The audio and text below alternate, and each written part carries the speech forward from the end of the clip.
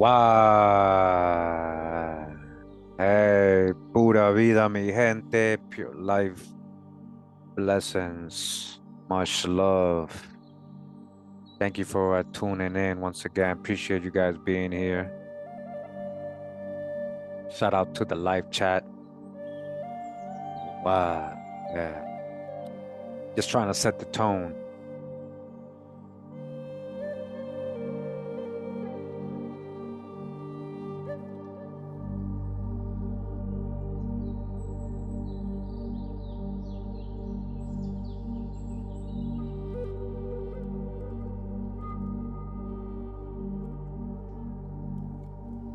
And we're back to review for fair use education purposes. The book The Indians of the Southeastern United States, John R. Swanton. Classics of Smithsonian Anthropology.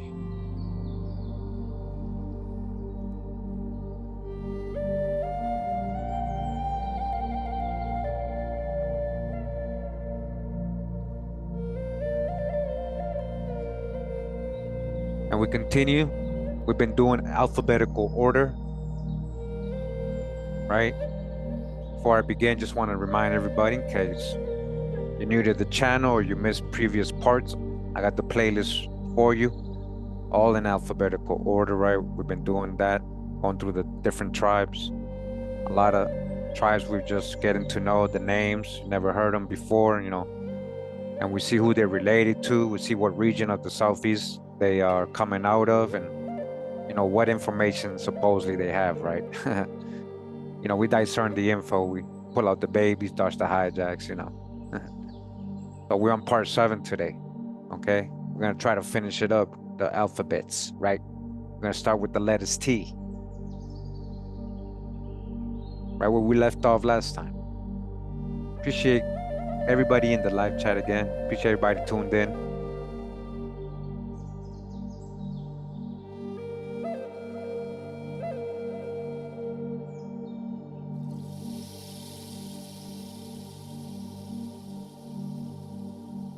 So we begin with the Tacatacuru. Tacatacuru.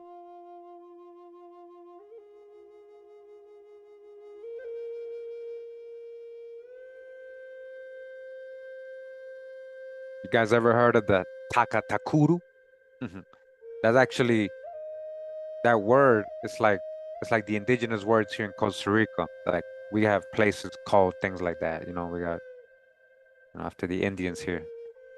It says that this was a Timucua name of the Cumberland Island on the Georgia coast and of the tribe that was occupying it. It was visited by the French on the Revolt and Laudonnière, all right, the Huguenots, okay? And later by Menendez, the Aviles, the guy who came and slaughtered the Huguenots. He was working on the Catholic side, right? The Spaniards named the island San Pedro, and the Franciscans established there in 1587 the mission of San Pedro Mocama on the southwest coast of the island, 2 leagues from the borough of San Pedro.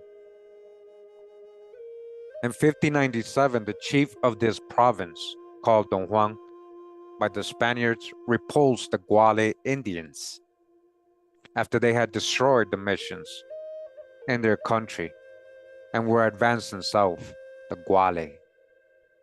Through an early document, it is surprising to learn that this chief desired to become Mico Mayor, or the High Chief, right, of Guale. Although the people of that province were alien in speech, he died on June 16, 1600, and was succeeded by his sister's daughter, in accordance with the custom of the country, all right, matriarchal. Under the San Pedro mission were the following stations: Santo Domingo on the island of Napoica and Santa Maria de Sena on the same island. In 1602, Fray Baltasar Lopez was stationed at San Pedro. Pedro Ruiz seems to have been the missionary in 1604.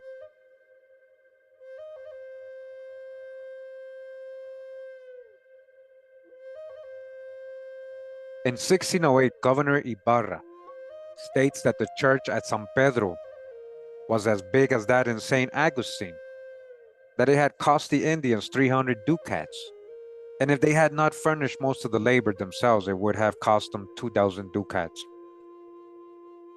The name of this mission is wanting in the mission list of 1655, and the chief of the Indians of San Pedro does not appear as one of those concerned in the rebellion of 1656, from which it would seem that the mission of San Pedro was then abandoned and the population withdrawn to other Timucua towns.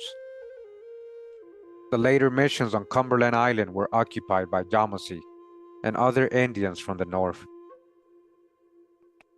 And then they give their, population numbers, which we've been dodging the hijack a little bit, They don't really know. They, a lot of reclassification happened, a lot of relocation, a lot of paper genocide, a lot of enslavement, a lot of murder, a lot of disfranchisement. Yeah, a lot of things. So that was the Tacatacuru people, the Tacatacuru land, which was Cumberland Island, Georgia. You guys know what that is. Okay. And so we move on to the Taensa. Although the people later known as Taensa were almost certainly encountered by De Soto, or his followers in particular, they may have been the people of Guachoya and Aminoya. We first learn of the tribe when they were living about the site of Newellton at the west end of Lake St. Joseph in northeastern Louisiana. LaSalle reached them in March 1682 on his way to the mouth of the Mississippi and renewed the treaty of peace then made when he returned, spending 4 days from April 30th to May 3rd in their village or villages. In 1686, Tonti stopped there again, and in 1690 made their settlements his starting point on a visit to the Natchitoches and their allies. The missionaries de Montigny, La Source, Davion, and St. Cosme went to visit them in 1699.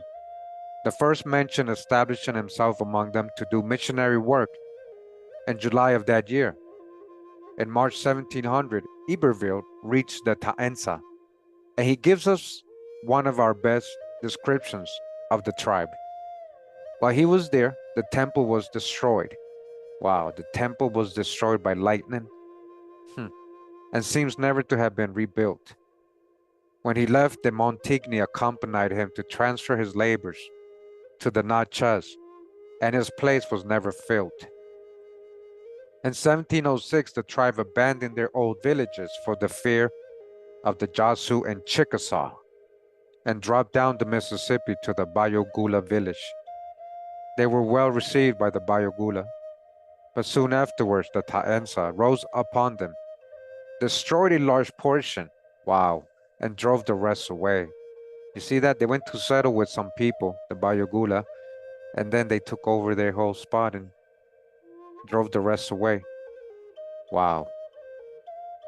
We are informed that the Taensa intended to return to their ancient villages after this event, but apparently they remained in the neighborhood of the old Bayogula town, for they were at the Manchac in 1715. They also had a village during this period on the south side of the Mississippi, 11 leagues, about 30 miles above New Orleans. At the date last mentioned, 1715, they assisted M. de la Lore des Ursins in the apprehension of an English trader named Hughes and accompanied la Lore to Mobile, where they were assigned the village site formerly occupied by the Tawasa, 2 leagues from the French fort.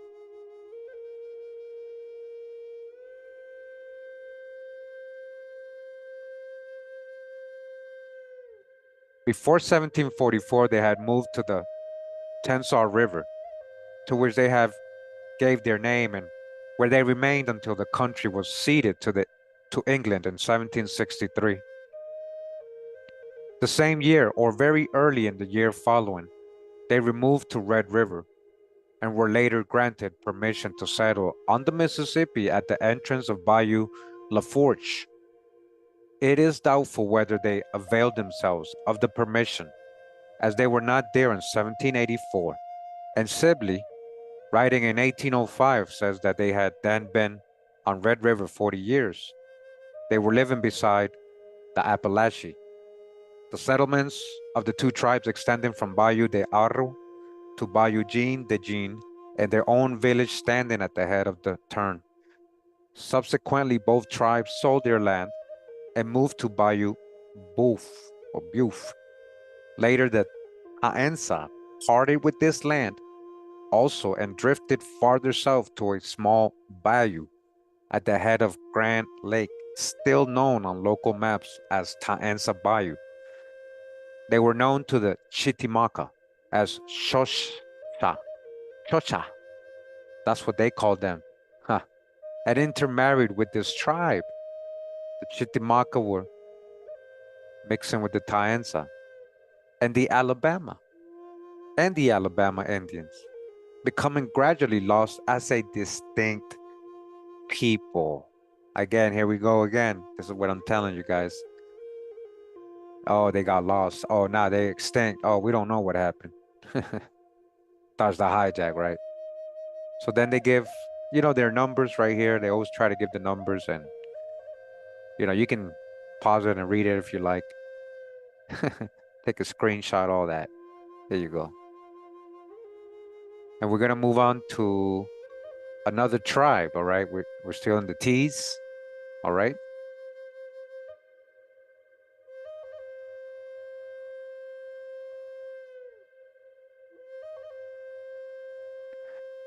This tribe is called the Tamathli or Tamali. Wow, look at that. Tamali? like tamales, like the food. Tamathli or Tamali. Tamathli. Wow. It is probable that this is the Toa or Tuali or Twaji found by De Soto near Flint River in 1540.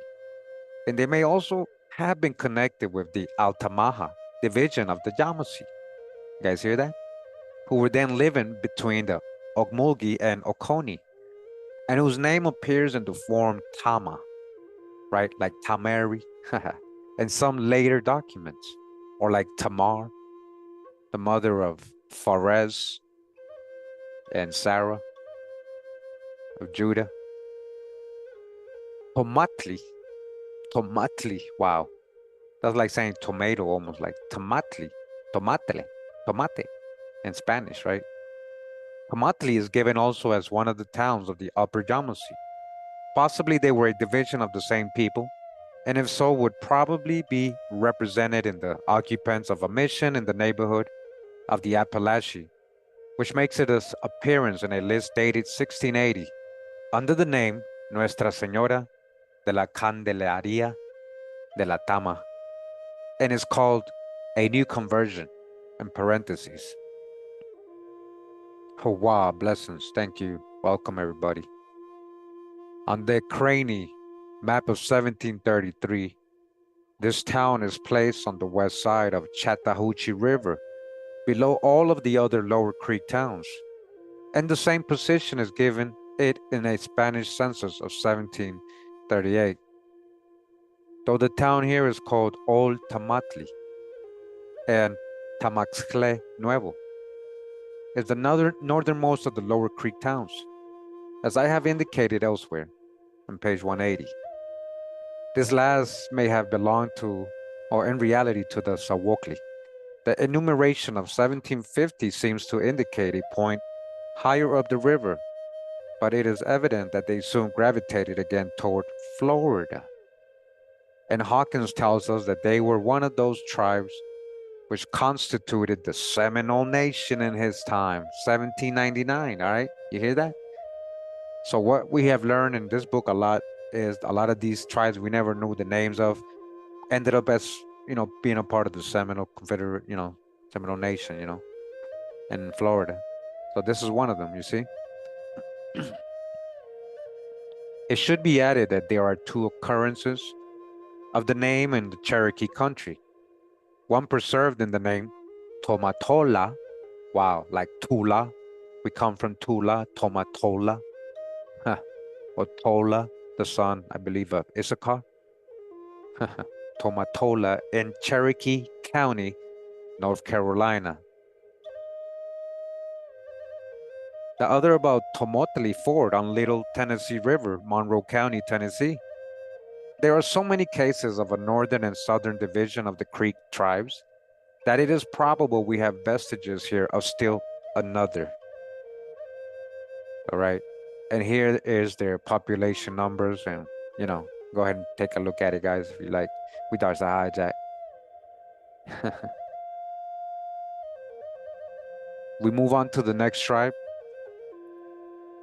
I hope I'm saying these names correctly. It says Tangipahoa or Tangipahoa. Tangipahoa. Tangipahoa. You ever heard of the Tangipahoa? I honestly never heard of them. And if I have, I probably didn't pay attention who they were talking about. So they're telling us a tribe probably related to the Acolapisa. So we learned about them in part 1. And perhaps originally a part of them, whose home at the end of the 17th century was an affluent of Lake Pontchartrain, which still bears the name.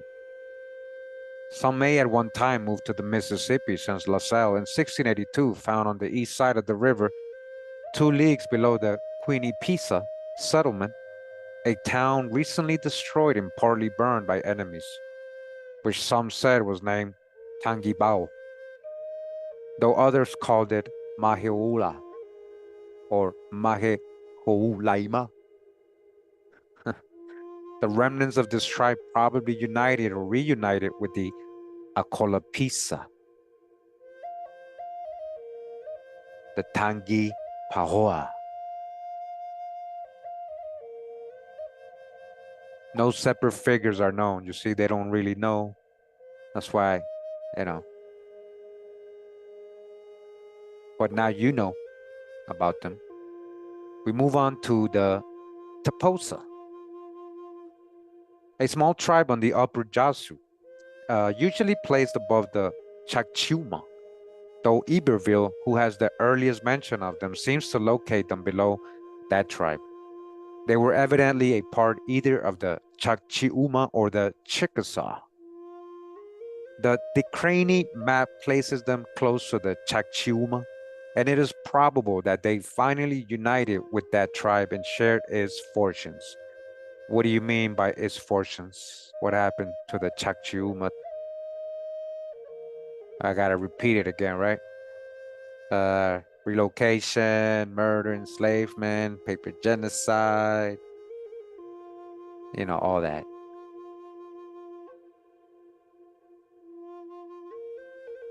We move on to another tribe. They're called the Tawasa. Tawasa.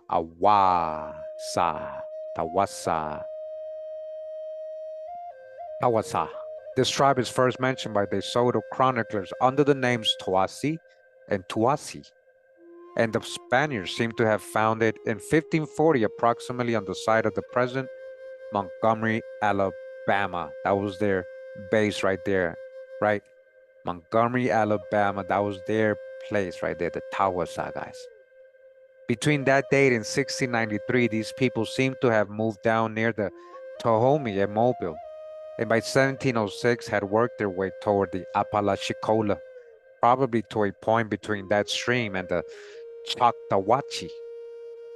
In the latter year or the year following, they were driven out by northern Indians, probably accompanied by English. The greater part of them then sought refuge with the French at Mobile, though from entrances on certain maps, it seems possible that a small band remained in their old country a while longer. Bienville places newcomers a league and a half below the fort, the original Mobile post, and when New Mobile was founded in 1710, located them 1 league above the Appalachee on Mobile River. By 1715, they had left this place, because it was then given to the Taensa, and they may have lived for a while, as Hamilton suggests, on a creek now known as Tucha, which empties into the Bayou Sarah, some distance east of Cleveland Station. But on the other hand, they may have gone immediately to the Upper Alabama, where they were established in 1717, when Fort Toulouse was built. In 1760, there were two bodies of Tawasa, one with the Fuzhachi Indians 4 leagues from Fort Toulouse on Tallapoosa River, the other an independent body 7 leagues from the post and perhaps on the site which they occupied in Hawkins' time, 1799.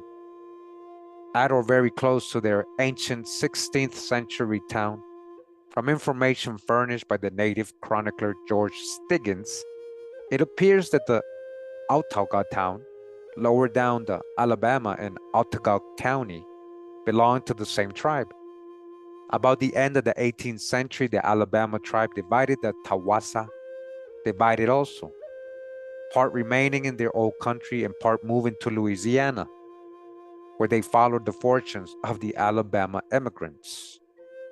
After the Creek War of 1813 and 14, in which all of the Alabama took a conspicuous part, they were compelled to move into the district between the Coosa and the Tallapoosa rivers, and the prominence of Tawasa among those who had remained with the Creeks seems to be shown by the fact that Tawasa and Autauga are the only names of Alabama towns which appear in the census rolls of 1832. The rest of their history, however, is bound up in that of the Alabama as a whole. So basically, it's like he's saying they sometimes they grouped up into the Alabama history. So sometimes they're talking about Alabama in certain books, but they mean the Tawasa people because they was, you know, with them. And then they give their populations that you guys see. You can see, read that on your own if you like.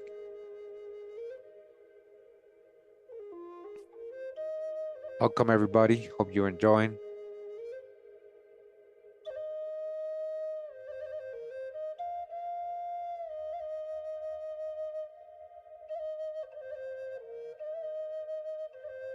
We continue with the Tequesta. The Tequesta or Tequesta.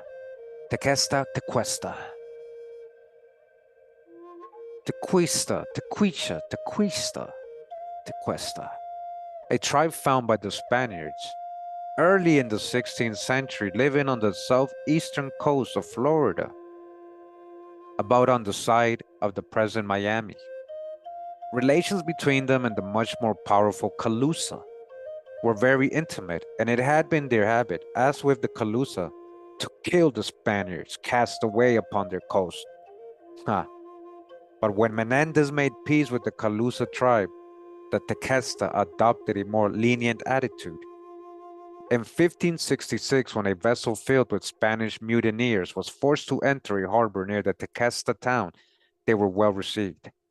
Later the same year, Menendez sent home some Tequesta Indians who had been held captives by the Calusa, and shortly afterward visited the town himself, where he left Fray Francisco de Villarreal as missionary and received from the chief's brother, and 2 other Indians to take to Spain. During the 4 days of his stay, a cross was erected, a blockhouse built, and a company of soldiers left in charge. For a time, the missionary work prospered, but the new faith took no deep root in the minds of the natives, and when for some trifling offense, the soldiers killed an uncle of the chief, they tore down the crosses, burned their huts, and withdrew into the forest. They also lay in wait for the Spaniards when they went for water and killed so many of them that the survivors were driven to seek refuge at Santa Lucia in the Wichita province. In 1569, Father Juan Bautista de Segura, accompanied by that brother of the chief whom Menendez had taken to Spain and whom the natives believed to be dead, went to Tequesta. The presence of the Indians secured a peaceful reception, and the Indians renewed their alliances with the Spaniards and restored the crosses. But the difficulties between the two peoples revived soon afterward, and in 1570 the Spanish garrison was withdrawn. In 1573, Pedro Menendez Marquez, left as lieutenant governor of Florida, made an extended reconnaissance of the entire Atlantic coast from the head of the Florida Keys to Chesapeake Bay, and to this we probably owe the note on a Spanish map to the effect that the Indians in the neighborhood of Tequesta had been converted by him. It is very likely that this statement confuses his expedition with the earlier missionary effort. In 1597, Governor Mendez, the consul, passed from the head of the Florida Keys to St. Augustine, and so directly through the Tequesta country. In 1607, we hear of a chief, Don Luis, who was perhaps head of his tribe, but the wording renders the matter somewhat uncertain. In a document dated 1697, it is said that the Indians of Matacumbe Island were Catholics, in parentheses, right? And the tribe under discussion may here be indicated.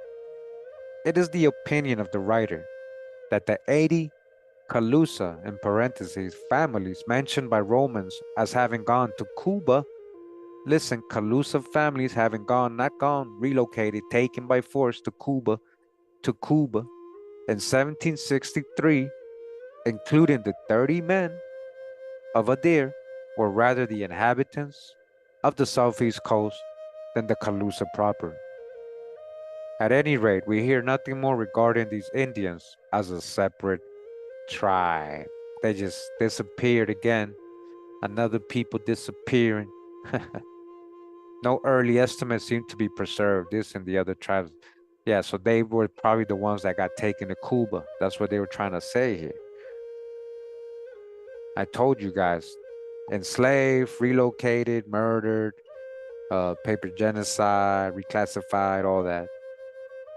This franchise turned into black, turned into Negro, or white, or whatever else tag they want to put on people. Okay.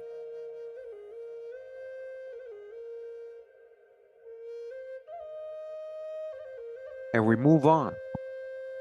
And we move on to the Timucua group. So the Timucua is many little tribes, right? So that's what they're saying, the Timucua group. The Timucua, one of the more known tribes of Florida in general. So it says Timucua was the original name of a tribe also called Utina, living north of the Santa Fe River in Florida and extending eastward beyond the St. Johns, but it was extended by Powell and the form Timucuanan, now usually contracted to Timucuan, to include all of the tribes of the linguistic family to which the Timucua belonged. It was given by him the status of an independent family, but was undoubtedly a branch of the great Muskogean stock, part of the Muskogean stock, all right? It included the following tribes. The Aquera, or freshwater Indians, right? This is tribes we've already read about, because we did it in alphabetical order, right? So Aquera, freshwater Indians, the Icafui, the Mocoso, Ocali, perhaps part of the Aquera Osita, perhaps identical with the Pohoi, the Onateacua, the Pohoi, the Potano, Saturiwa, just like their chief, that guy with decked up in jewels and stuff, right? Saturiwa, Saturn, they were calling him. Tacatacuru, read about him today. The Tawasa, right?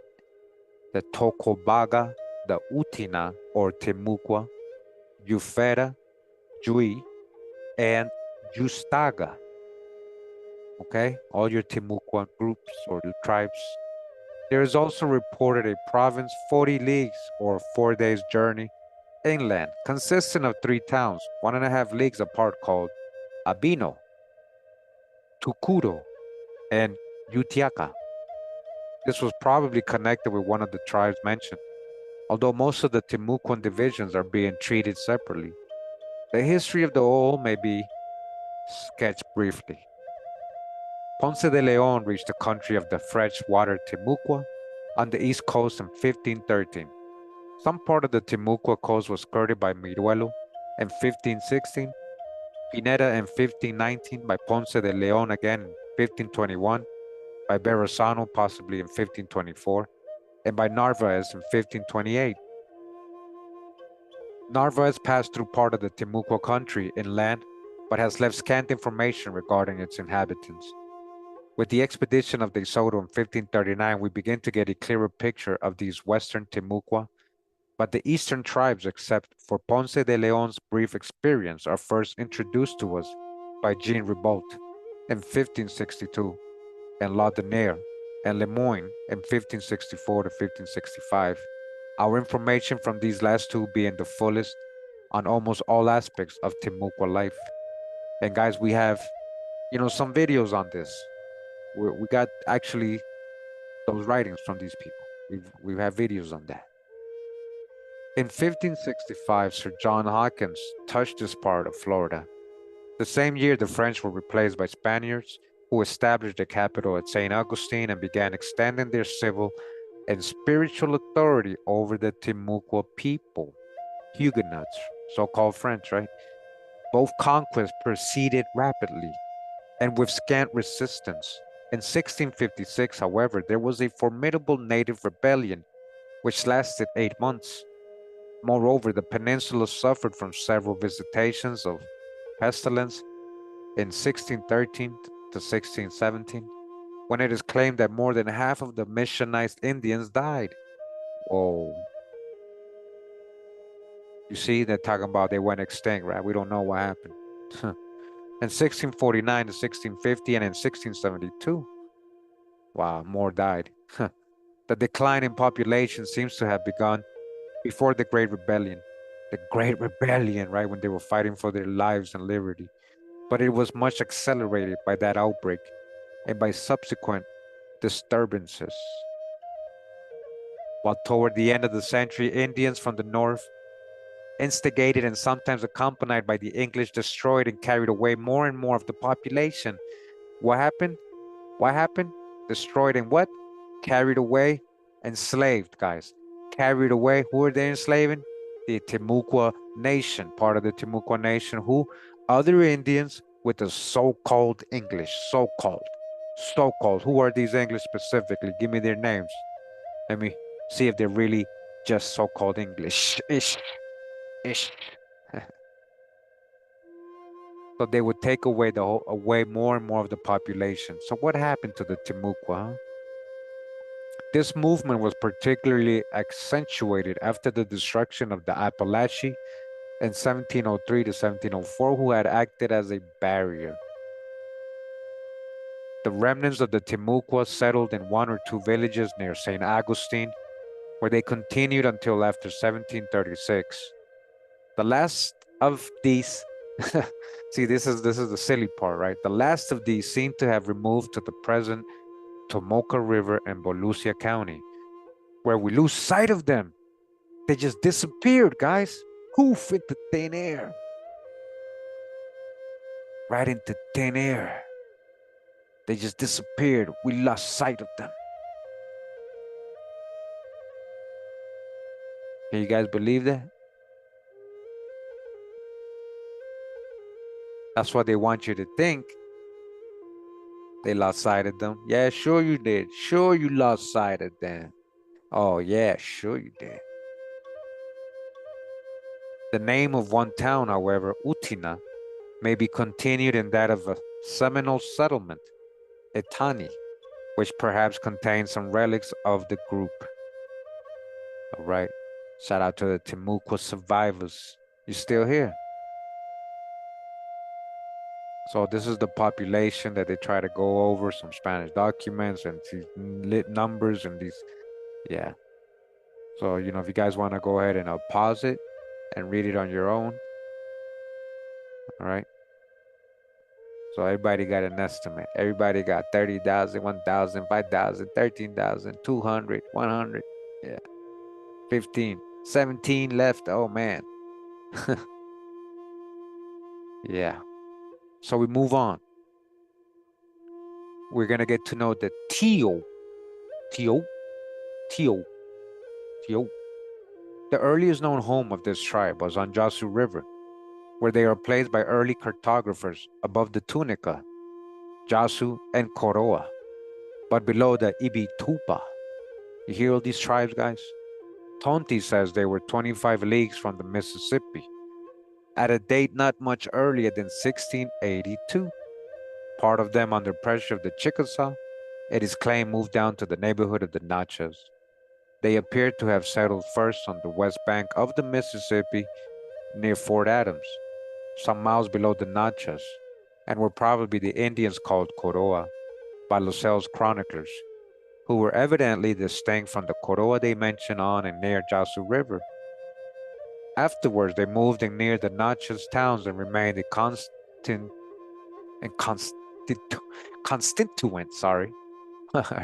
of the Natchez tribe during the rest of their existence. In May 1700, after the Bayogula had destroyed their fellow townsmen, the Mugulasha, Iberville states that they called many families of Acolapisa and Tiou and to take their places. Wow. What became of these Tiou? We do not know. We don't know what happened. Oh, we lost sight of them again. They disappeared. What became of these Tiou? We do not know. So if you don't know, how are you going to tell us if somebody does know, right? If you don't know. When Fort Rosali was built, the Tiou town was 1 league south of it and 2 leagues west of the great village of the Natchez. Later, they sold their land to Sieur Rosin and went elsewhere. December 9, 1729, they were sent by the Natchez on a mission to their linguistic allies, the Tunica, to induce them to declare war against the French, but in vain. In 1731, Charleville says they were completely destroyed by the Quapaw, and while the completeness may well be questioned, we hear nothing of them from this time forward. The medicine men of this tribe apparently were in high repute. On the map in Charleville's history, the Big Black is called the River of the Tieux, and of that of Ross, their name is given to the Homochito. All right, all these interesting tribes, these interesting names. What happened? They don't know what happened to them. They don't know. We have an idea of what happened to them. Copper-colored tribes of America. Shout out to the Tiou survivors. We got the Tocobaga. The Tocobaga, a tribe or province in parentheses, whose principal town was at the head of the old Tampa Bay, evidently the town site in Safety Harbor. The town was visited by Menendez in 1567, and he had with him the chief of the Calusa, then at war with the Indians of Tocobaga. 30 soldiers were left there under Captain Martinez de Cos to instruct the Indians in the faith, but the latter were so unappreciative that the following year they fell upon their guests and destroyed them all. The Tocobaga seem to have been left alone after that until the beginning of the following century, when we are informed that the chief of the Pohoi and Tocobaga had attacked Christian Indians, and in consequence, an expedition was sent against them in 1612. And this is why we don't know about these people, right, guys? After this date, they again disappear from history. Another people that just disappeared, poof, into thin air. They just disappeared from history, but not from reality. You get it? From history, but not from reality. You still here? Where are all these people, all these tribes? What happened? How come we never learn about these people? Maybe because they were attacking the so-called Christian Indians.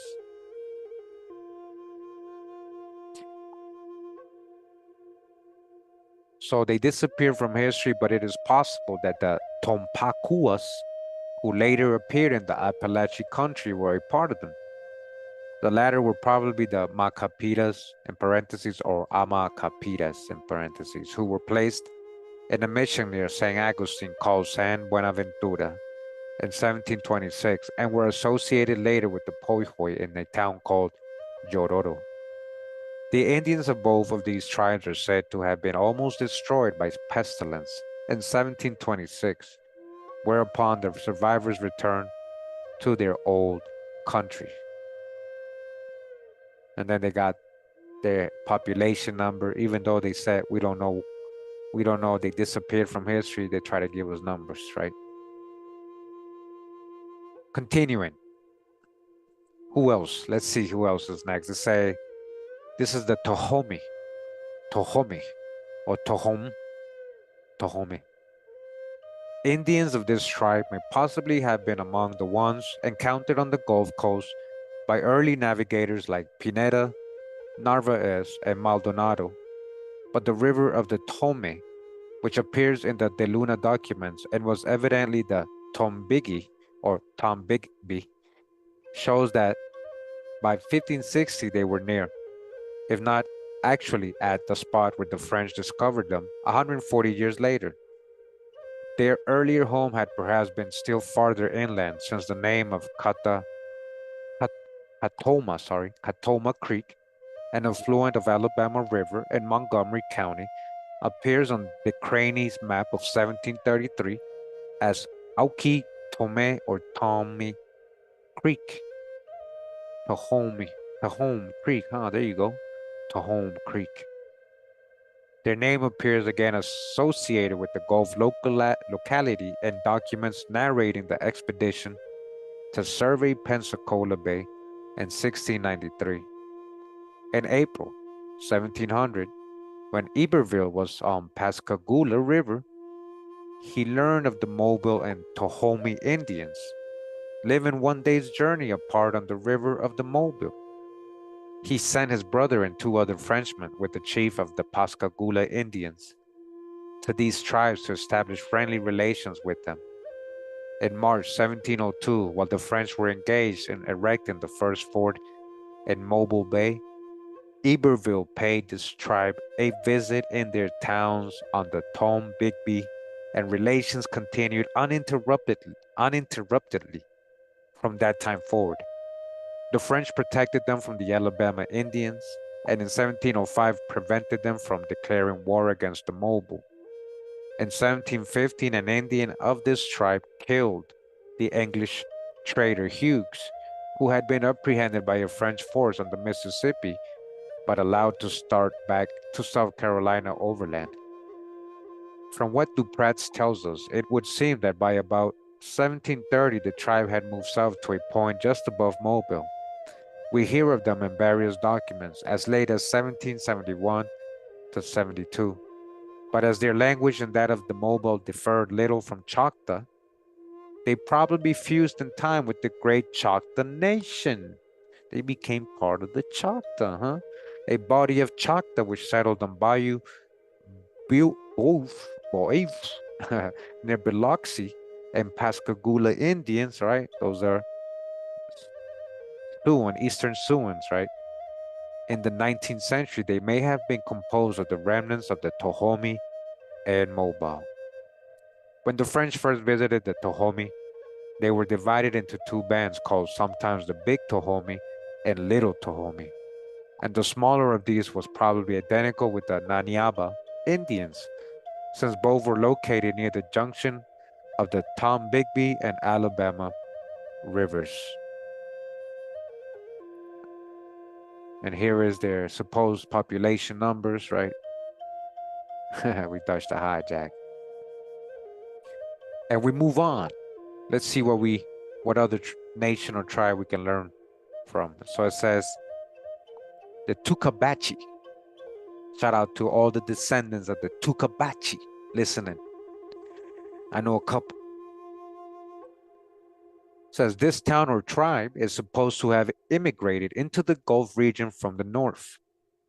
Spanish letters written late in the 17th century speak of it in connection with the Coweta, Casita, and Oconee.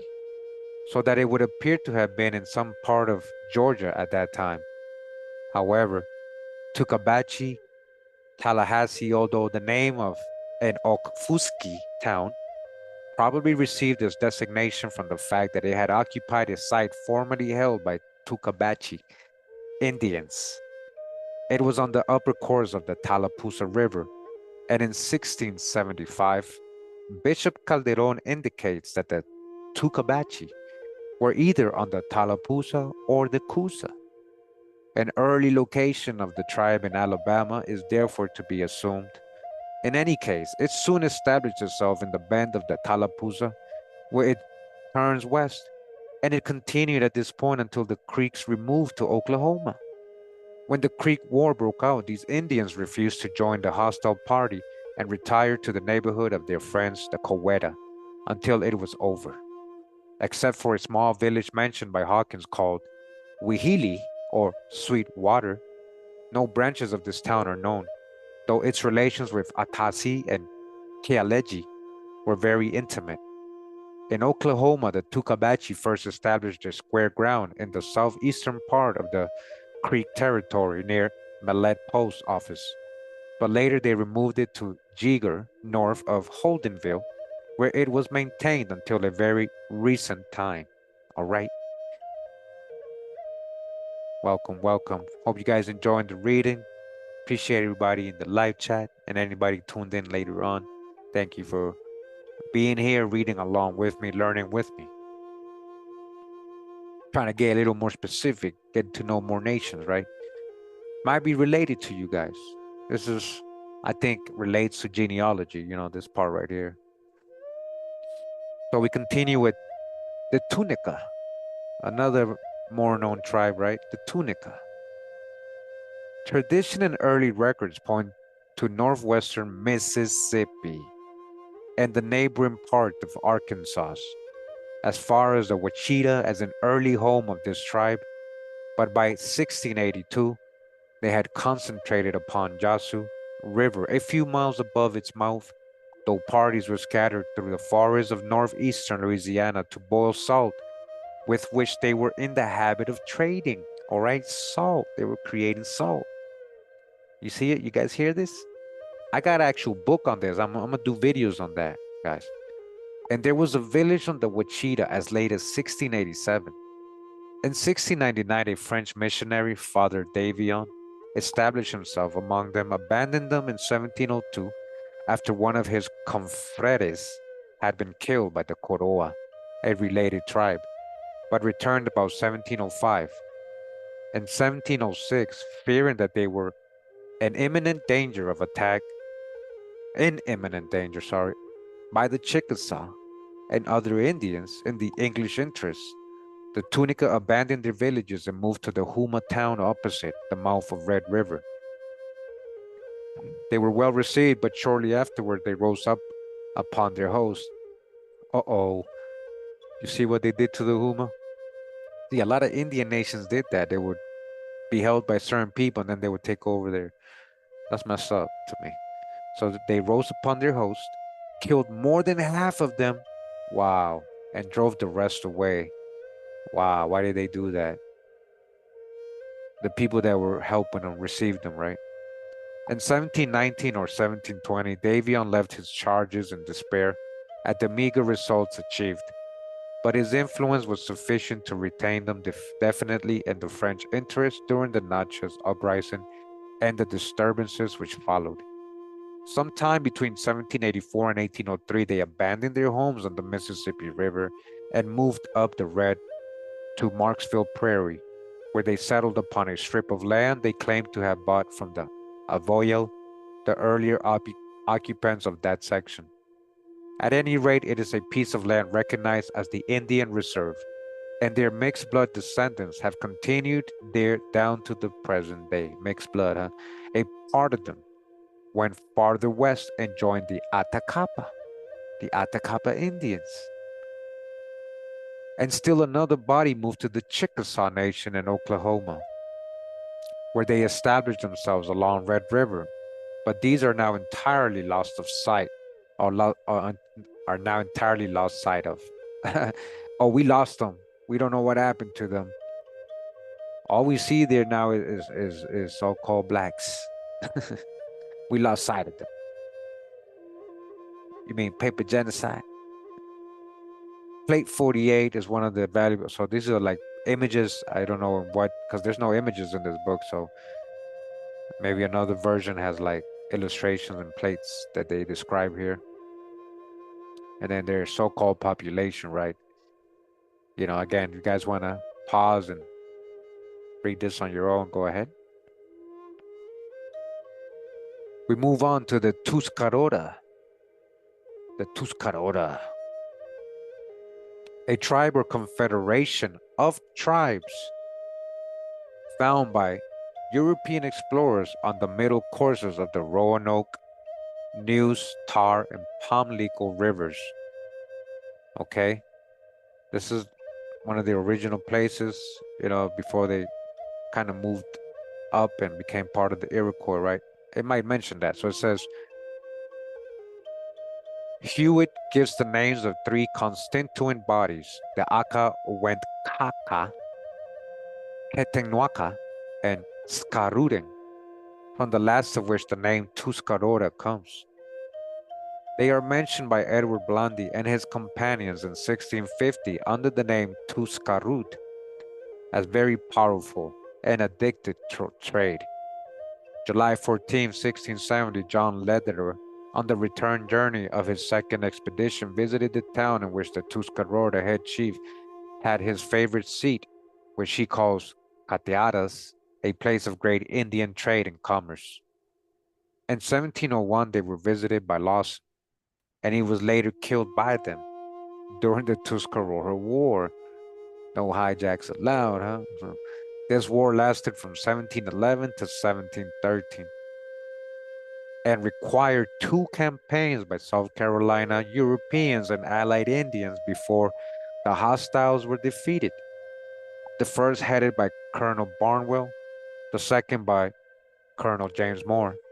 As a result of their defeat, the greater portion of the tribe removed to New York, where, through the intermediation of the Oneida, they were admitted into the Confederation, but not as equals until 1722. Hewitt states that the removal of the Tuscarora to the north took 90 years. All right, there you go. Some remained for a considerable period on the Susquehanna and Juanita rivers. Those who had remained neutral during the war in the South continued in North Carolina under the chieftainship of Tom Blunt, or Blunt, and part stayed in this territory until 1802, when the last rejoined their relatives in the North. After a series of fortunes and misfortunes, the New York Tuscarora finally obtained title to a reservation of their own in the Seneca country in 1797. Those Tuscarora who took the side of Great Britain in the Revolution were given lands and severalty in Grand River Reservation, Ontario. Wow, you hear that? They got land grants because they helped in the Revolutionary War with the Britons on the British side, right? And here's their supposed numbers. You guys can take a look at that, but I definitely know those numbers ain't correct because I know a lot of the Tuscarora people that over the years have been following me, you know.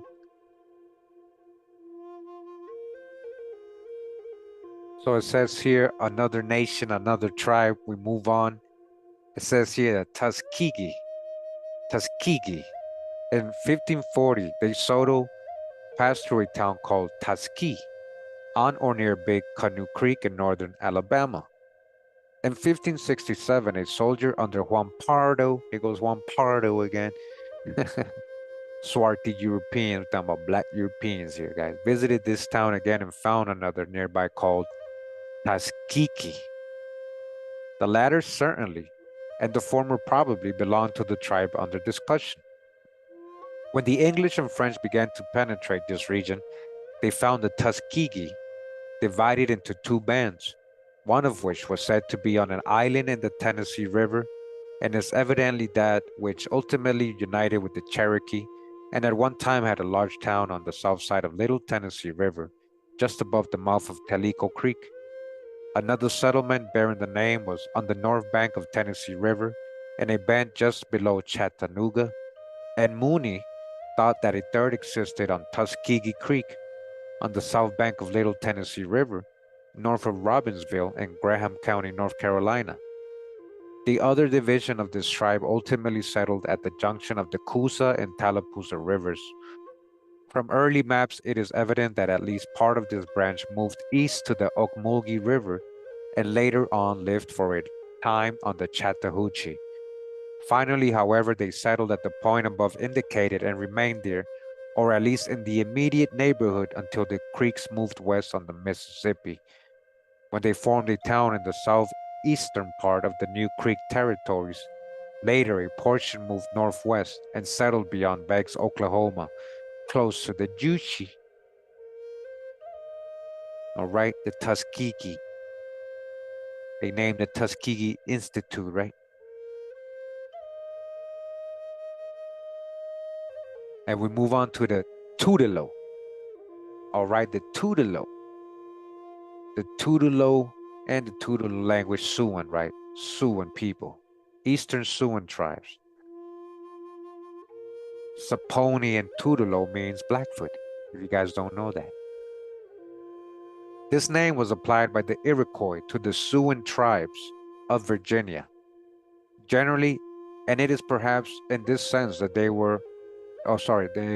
that we are to understand that tribe which appears under it in a map of New Netherlands dated 1614. They are located far down the Susquehanna River. It was given specifically, however, to a tribe visited by bats and followed in 1671 near the site of Salem, Virginia. And it was from them evidently that the Big Sandy was called River of the Tutelo on 18th century maps. But by that time, the tribe itself had removed to an island in Roanoke River near the junction of the Staunton and Dan. In 1701, Lawson learned that they were near the headwaters of the Yadkin. Sometime afterward, they moved eastward along with the Saponi and Tutelo, which is a Siouan dialect. Tutelo means Blackfoot. Blackfoot, huh? Occaneechi, these are all Eastern Siouan tribes, right? Kijawi and Shakori, Shakori, and crossed the Roanoke. And in 1714, the Tutelo, the Pony, Occaneechi, and the Stukanox or Stegaraki, which included the remains of the Manahuac, were settled at Fort Christiana on Meherrin River, the other tribes gravitating toward the south. After peace was finally made between the Iroquois and the Virginia tribes in 1722, the Saponi and the Tutelo moved northward, though not for some years, and before 1744 settled at Shamokin, Pennsylvania under Iroquois protection. So these are your Eastern Siouan tribes, guys, if you're not familiar. These are your Eastern Siouan tribes that went up again and settled with the Iroquois, mingled with some of them, and became known as the Mingos Indians. It was this mixture, though, specifically. In 1748, they had moved to a town called Skogari on the north branch of the Susquehanna in the present Columbia County, Pennsylvania. In 1753, they were formally adopted in the League of the Iroquois. In 1771, however, they were settled on the east side of Cayuga Inlet, about 3 miles from the south end of Cayuga Lake, in a town called Coreorgonel. This was destroyed by Sullivan in 1779. A part of them were located for several years near Buffalo, New York. Nicona, from whom Horatio Hale collected linguistic material proving the Siouan relationship of the tribe, the last of the full-blood Tutelo, died in 1871. The last man who could speak the language fluently was John Key of Costango, who passed away in 1898. Nevertheless, Dr. Leo J. Frenchenberg,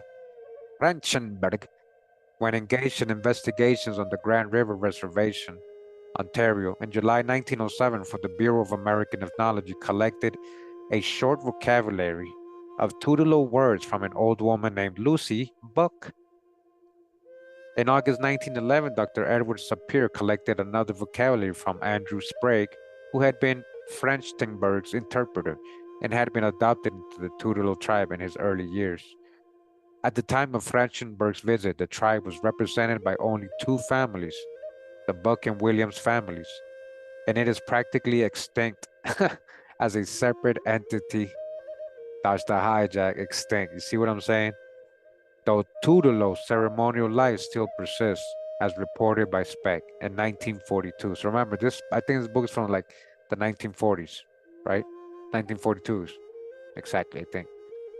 So, Dodge the hijack, you guys are still here. A lot of these people of the Tutelo, Saponi, all that. I know a lot of them, okay? Again, Saponi in the Tutelo language means Blackfoot, guys. Just trying to inform you on something. We move on to the Utina or Timucua, a large tribe or confederation of tribes between the Santa Fe and Suwannee rivers, and extending to, or in some measure controlling, the settlements on the middle course of St. John's River, Florida. In 1528, Narvaez met a party of Indians which probably belonged to this tribe, under a chief called Dulchancheling. They are also identified as the Indians of the towns called Aguacalequén, Uriutina, and Napetaca, through which De Soto passed in 1539 and who engaged him in a terrific battle near two small lakes in the same country. In 1564-65 to 65, the French belonging to the Huguenot, like I just told you, the Huguenots, Huguenots, ex-Moors, right? Who's the Huguenots? We got the whole drop, right? I ain't making this up. During the Spanish Inquisition, many Moors and many Sephardic Jews fled to Lower France and became known as the Huguenots.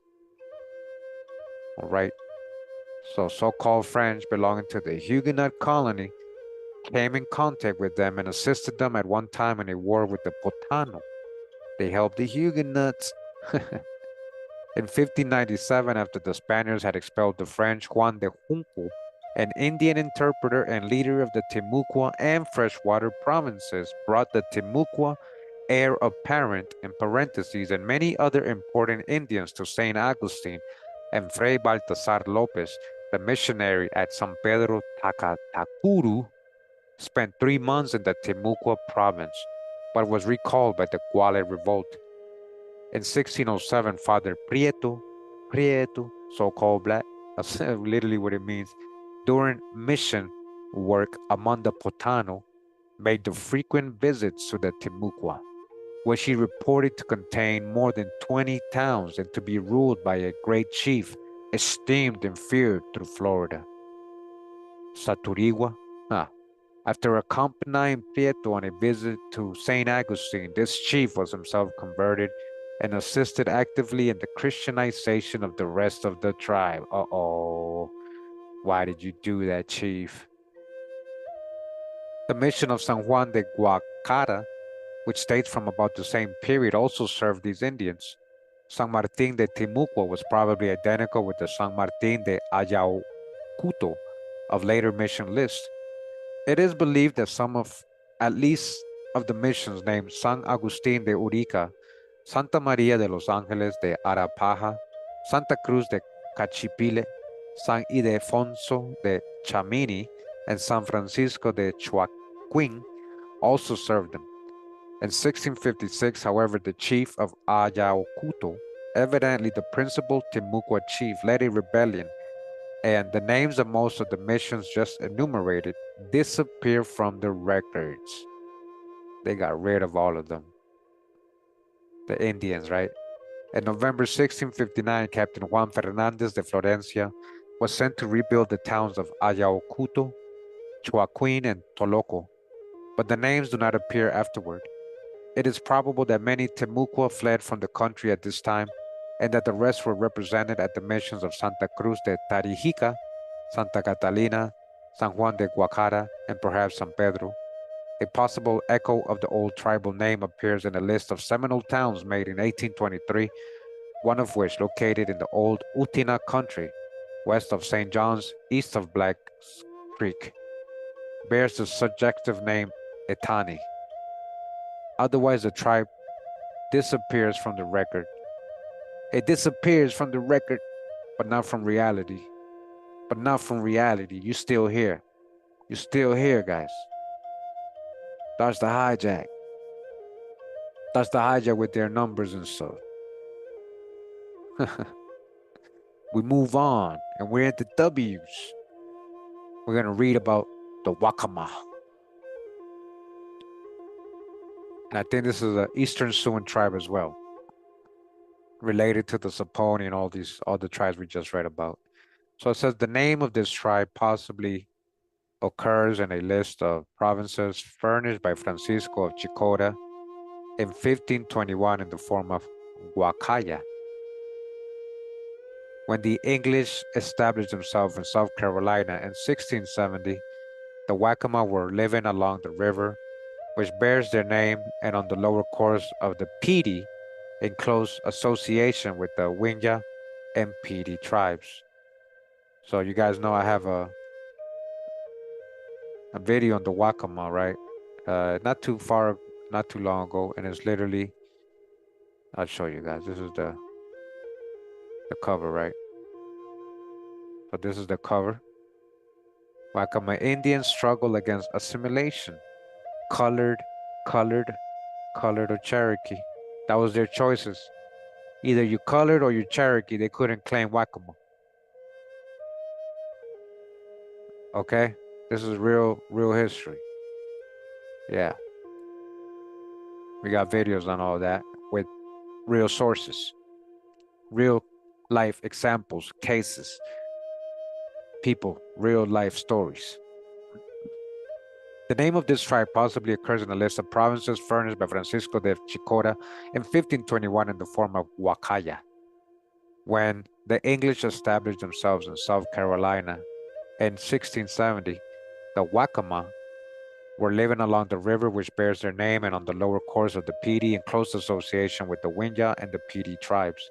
They were somewhat remote from the white settlements or European settlements and did not play much of a part in the history of the province until the Yamasee War broke out.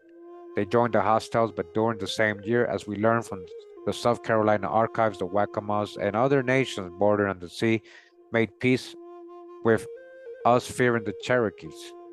In 1717, this tribe had moved south of Black River and an alliance was feared between them and the Chera, or the Sarah people, who were Eastern Siouans. So this is what I was saying.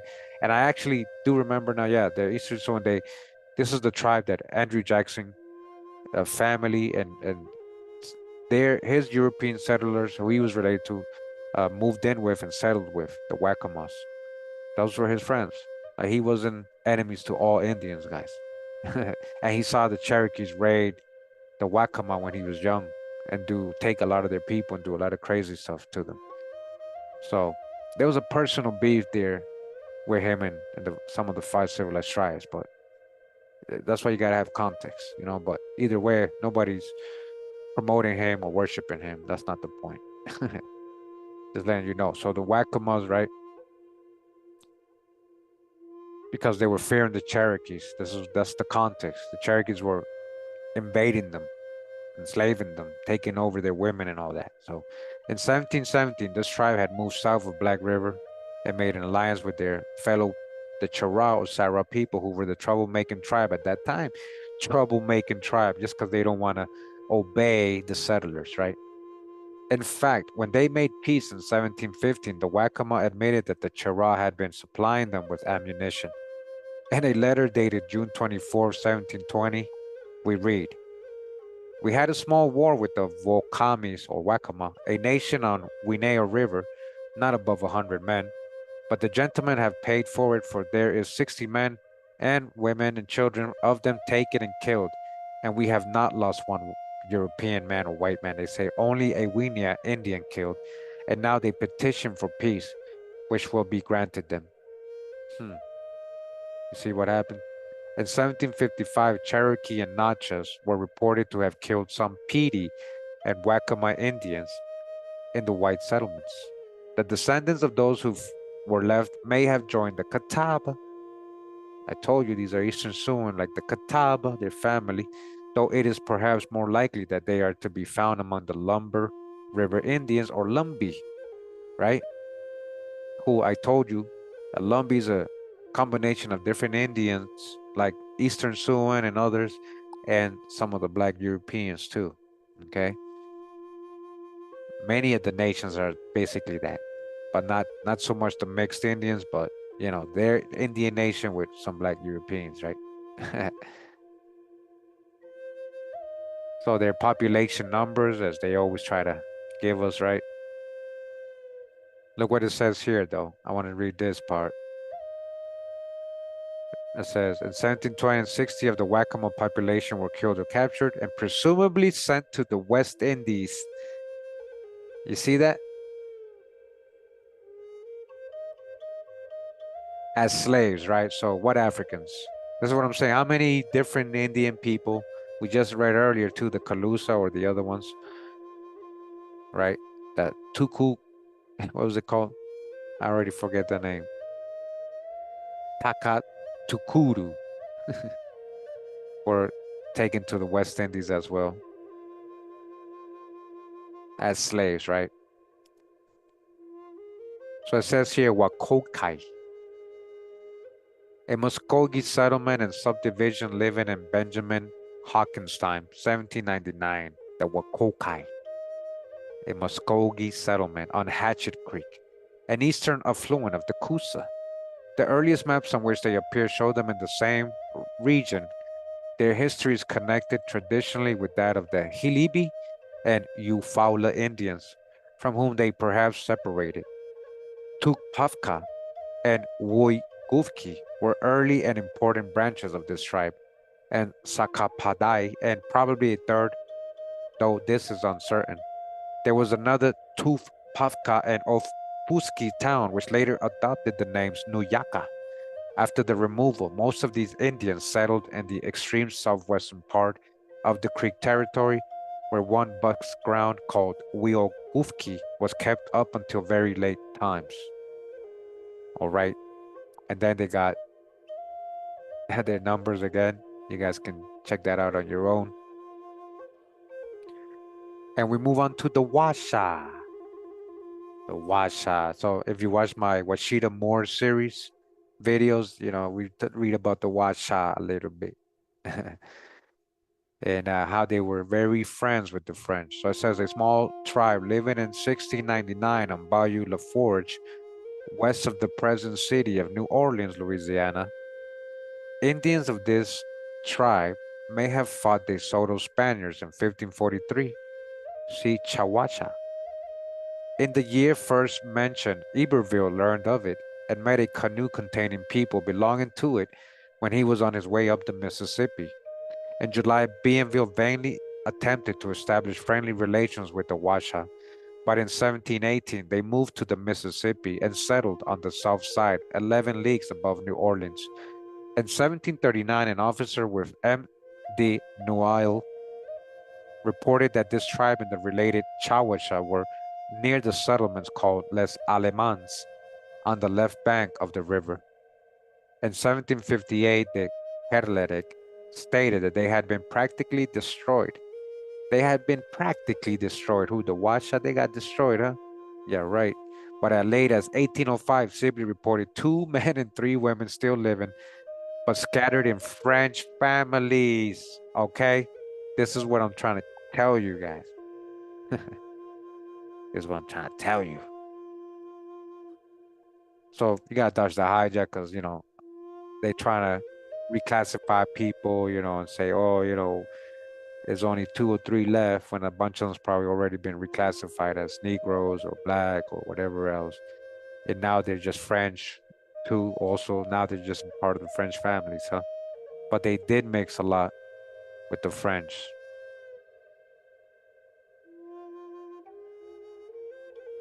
So they were very friendly with the French. We've read this before. And without a knowledge of their native tongue. In the French form, their name has been applied to Lake Salvador and to a small body of water on the edge of the Gulf of Mexico. Yeah, the mark is for sure still there. And again, that's their numbers. That's the hijack.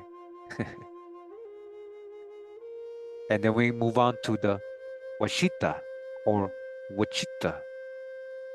Oh yeah. A small Caddo tribe, Caddo, which has given its name to Wichita River.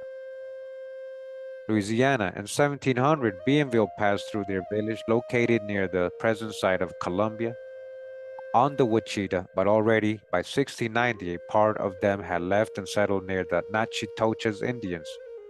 The French governor of Louisiana, Perrier, wrote in 1730 that they had been destroyed by the Taensa. But the greater part probably withdrew to the Natchitoches or other Caddo tribes farther west. You know, it, okay, so when you watch my Wichita Moore's video, they left out a whole context too of who was settling there with this Caddo tribe in the Wichita Valley. That's literally, okay? So 30 French families, this was the land grant. 30 French families settled in the Wichita Valley. Okay, so right with them. We move on to the Wateree. Wateree. It's funny because like Costa Rica, we got the Huetad. And another way of spelling the Wateree is Guatari. The home of this tribe when the Spanish explorer Juan Pardo met them in 1566 on his return from his first expedition to Chera Indians, Oada, is in doubt. He evidently reached a tribe which he calls Wataree. There you go, Wataree, by the torrent to the east and probably found them on the Wateree River, though it may have been the Broad. Here he had a conference with more than 30 chiefs and a great number of Indians besides, and at their request he left them a priest and 4 soldiers. 2 days later, on his way back to Santa Elena, he came to a place called Guatariatiki, where he again held a council.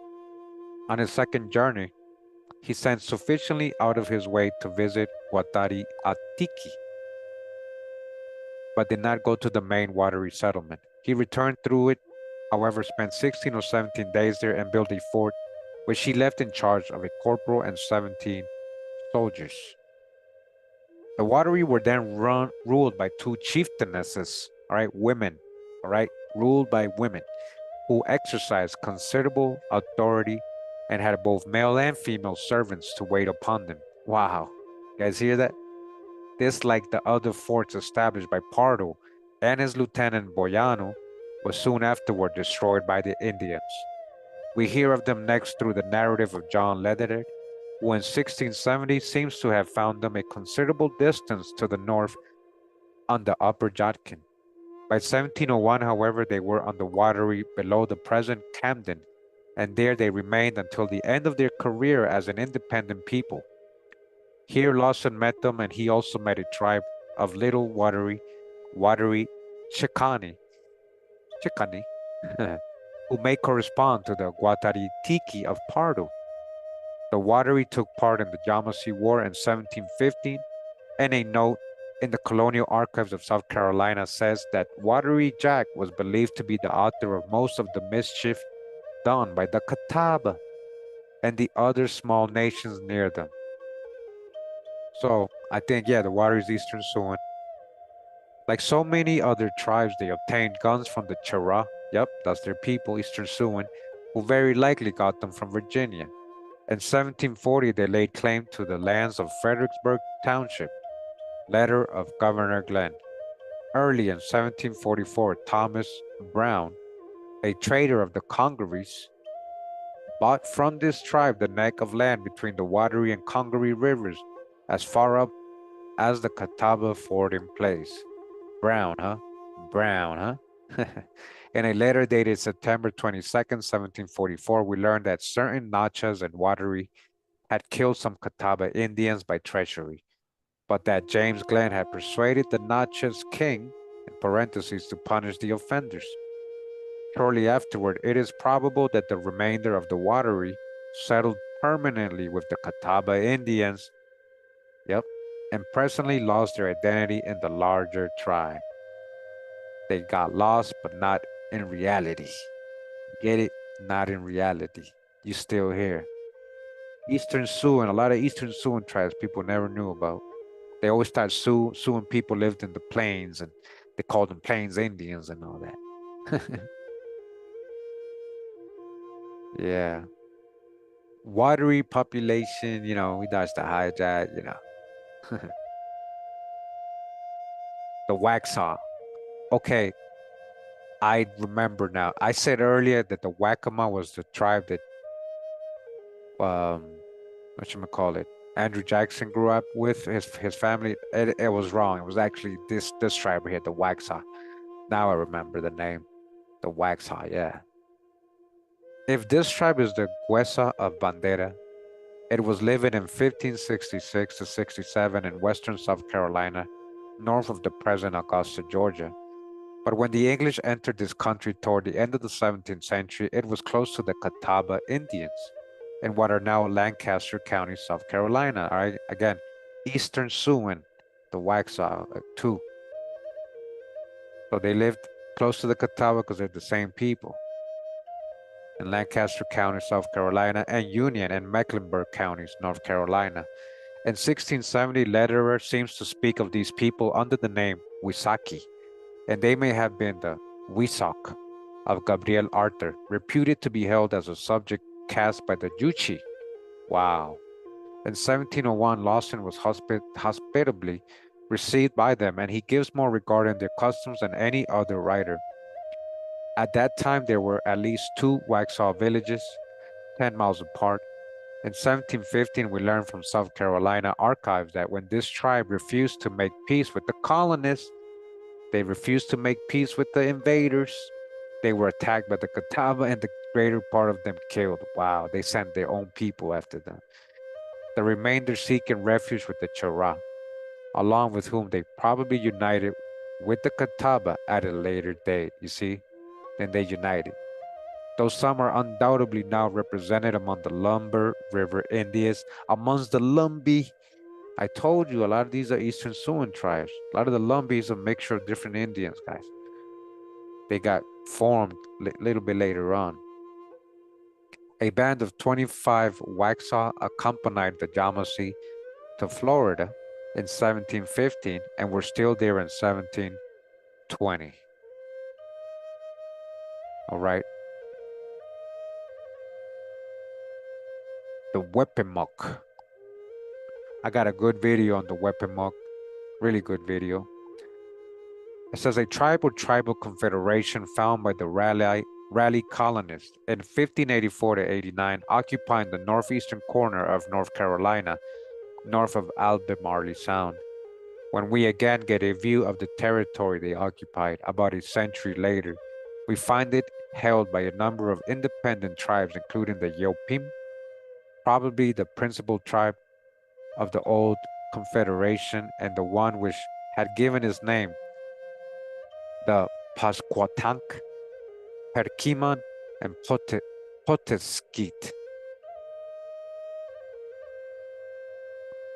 Okay, Weapemeoc.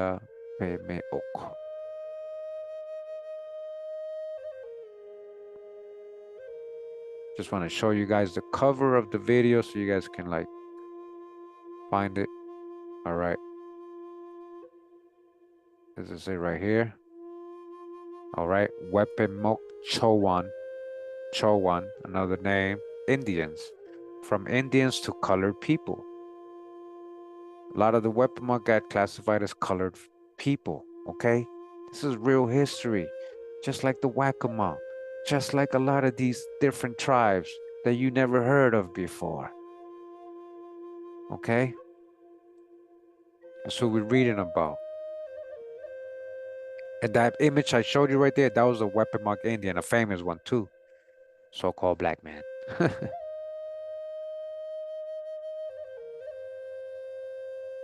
The names of two of these are preserved as county designations. In 1662, the Jeopim chief parted with some of his lands, and by 1701, according to Lawson, there was only a single Jeopim warrior living, though the remaining tribes of the group still counted 40. All right, again, dodge the hijack with their numbers. Again, when people are being reclassified to colored, they leave all those people out, guys. This is what I've been trying to tell you the whole series. We move on to the Wingya. Unless this tribe is the Yang Yohol in the list given by Francisco of Chicora in 1521, it enters history first after the founding of South Carolina, when it was living about Winyah Bay and on the lower course of the Petey River. In 1683, the Lord's proprietors complained that their colonists had started a quarrel with these Indians in order to obtain slaves. Okay, they were enslaving the Winyah. They were enslaving the Winyan, not Africans. Among Barwell's Indian allies in his Tuscarora expedition were 24 Winya, but some Waccamaw may have been included with them. A trading post for the Winya, Waccamaw, and Petey was established on Black River, and in 1716 removed to Sauki, according to the South Carolina archives.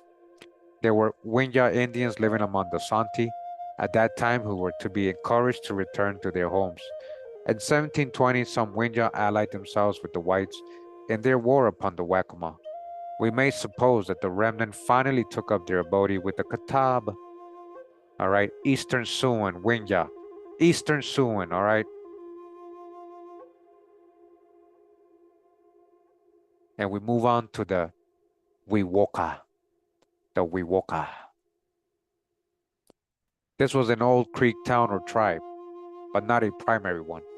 Its origin is uncertain except that it was popularly known as the Stray Town, one made up of people who found it convenient to absent themselves permanently from their proper connections. It is said to have been responsible for the outbreak of the Creek War, wow, in 1813, and the Green Peach War after the removal. It appears on the Decrani map of 1733 and is noted down to and including the census of 1832 to 33. For a time after the removal, it had its own square ground, and when that was given up, the remnant associated themselves with the Okchai Indians. You see that? Wiwoka. They had major roles in these wars, right? That's why you don't know about them. All right, we move on to the Woccon. The history of this tribe before the 18th century is unknown, unless, as Dr. Douglas writes in a personal communication has suggested, they might have split off from the Waccamaw. Lawson reported that they were living in two villages on the lower Neuse River, or not far from it, named Waremow and Tupatmir, perhaps about the present location of Goldsboro and Wayne County, North Carolina. They joined the Tuscarora in their war against the Europeans in 1711 to 1713, and either remained with that tribe permanently or found a refuge among the related Catawba. Again, so if they're related to the Catawba, these are Eastern Siouan, the Woccon. Introducing you guys to all these Eastern Siouan tribes that you never knew about, right? So most people just know about the 5 civilized tribes and that's it. You might be related to these people here and not even know. This tribe is of particular interest only from the fact that it is the only one belonging to the Catawba group of Siouans besides the Catawba itself, of which a vocabulary has been preserved. All right. And we move on. We're in the Y's now. You know, we're close to getting to the end, but we keep going, right? We're still here. Appreciate you guys in the live chat tuning in. Appreciate everybody listening, you know, later on. Thank you for sticking around already this far, an hour and a half. And I hope you're enjoying the reading. We're learning about these people, these tribes, these nations. It says here that Yadkin, a tribe on the river of the same name, which first appears in history in a letter by the Indian trader Abraham Wood, narrating the adventures of two men, James Needham and Gabriel Otter, whom he had sent on an exploring expedition to the west. They passed through this tribe and town which they called Yadkin in the summer of 1674. Lawson in 1709 gives the name as Red King, but applies it to the river, and there is no later mention of the people. They may have been identical with the Chera, the Kejawi, or some other Siouan tribe, which appears later under another name. All right, another Siouan tribe. Okay, Yadkin, another Siouan tribe, guys, all in the southeast, eastern Siouan people, eastern woodland people. Yamasee. All right, guys, you guys know Yamasee. I'm gonna tell you, hopefully it tells you it's like a group of, oh, well, let's see what it says. It says Yamasee. One of the provinces named by Francisco of Chicora has existed in 1521 on or near the present South Carolina coast, bears the name Yamiscarón, and is perhaps the first historical reference to this tribe. The province of Altamaha or Altapaha or Altamaca, visited by De Soto in 1540 and then located about the eastward bend of the Ocmulgee, bears the name of a town afterward called Leading Town of the Lower Yamasee, and we must suppose that the people represented a part at least of that tribe. They were then in some measure subordinate to the Hichiti. This is the Tama province visited by a Spanish soldier named Gaspar de Salas and two Franciscan friars in 1597. Mention of them again appears in Spanish letters dated 1633 and 1639. By 1675, some of them had settled in the Appalachian country and also near the Spanish mission on the coast of Georgia. January 27, 1675, Bishop Calderon founded a mission in the Appalachian country, 1 league from San Luis, modern Tallahassee, which he speaks of as La Purificación de Tama, called Yamases. Another name, Asunción del Puerto, founded by him on February 2nd following, contain Indians of the Amacanos tribe, which may also have been Yamasee. Writing August 24, 1675, Governor Salazar gives another list of missions. He fails to enumerate La Purificación de Tama, but substitutes San Luis de Candelaria, a new doctrina established in 1675, about 1.5 leagues from San Lorenzo de Vitachuco, with Indians drawn from Tama and from the Yamasee County. We may infer from this that Calderon's foundation was shortly moved farther east and given a new name. He renamed Asunción del Puerto San Luis. At the same time, he enumerates no less than 3 Yamasee missions on the Atlantic coast. One of these on the Isla de Mocama, evidently Cumberland Island. All right, Cumberland Island. Remember the Tuku, what was it? The Tacatacuru. I forget the name already. They were there, right? That was the name of that island. So the Cumberland Islands served 2 native villages, the first called Mocama, containing 60 persons, all Yamasee infidels, and the second, Okotoke. There was a lower Yamasee town named Okiti, a league away, has about 40 persons, all infidels, all right? You know, that's the height, that's what they're calling them. And we may safely assume them to have been Yamasee also. The next mission, 2 leagues from Mocama, sorry, I'm reading this again. It says it was probably on the same island, but the third mission, Santa Maria, may have been on Amelia Island. At this period, Santa Maria was occupied by infidels in parentheses, right? They mean the Indians. Again, probably Yamasee. In 1680, but 1 mission is entered on Cumberland Islands, San Felipe de Atuluteca, but the tribe of Indians served by it is not indicated. However, it is evident that many of the Yamasee had moved nearer St. Augustine and occupied some stations formerly assigned to other Indians. 2 in the freshwater province, San Salvador de Mayaca and San Antonio de Anacape, are called new conversions. That Yamasee were settled in the second of these is specifically stated. At the same time, Nombre de Dios, a former Timucua mission close to St. Augustine, now appearing as Nombre de Dios de Amacarice, wow, Amacarice, was also settled by Yamasee. In the winter of 1684 to 85, the Yamasee Indians became offended at some act of the Florida governor and withdrew to the frontiers of South Carolina, where the English gave them lands on the west side of Savannah River near its mouth. A town called Amercario makes its appearance on Savannah River and probably contained the population of the former Amacarice mission, the name of which appears sometimes as Macariski and Mascarasi. It is believed that this contains the origin of the name Jamacra. All right, you guys hear that? South Carolina documents informs us that the Yamasee at this time were divided into two sections of 5 towns, each called Upper and Lower Yamasee, and headed by Pocotaligo and Altamaha respectively. Pocotaligo, Huspa, Joa, Sarkechi, Tomathli, Altamaha, Pocasabo, Chasi, Okiti, and probably Tulafina. Now you see all these? All Yamasee. The former may have included the Indians of Amacarice, the latter the Tama proper. In 1703, a tribe called Joa added itself to them.